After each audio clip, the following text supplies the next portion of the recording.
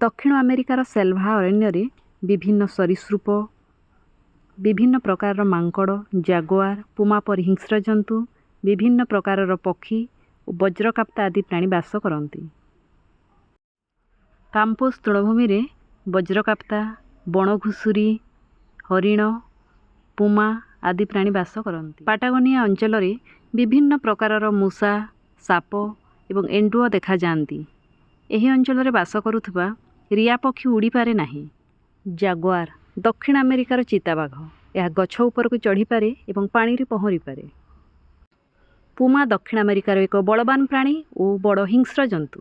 Armadillo एक दंतहीन प्राणी। यार मुंड और जीभ लंबा। यह कीटपतंग जंदा पिंपुड़ी प्रभृति खाई बंचे। लामा आल्पाका भिकुना आदि लोमस प्राणी दक्षिण अमेरिकार बास करती। आंडीज पर्वतमालार उच्च शृंगगुड़िक सागुड़ा जातीय पक्षी कंडर बास करती।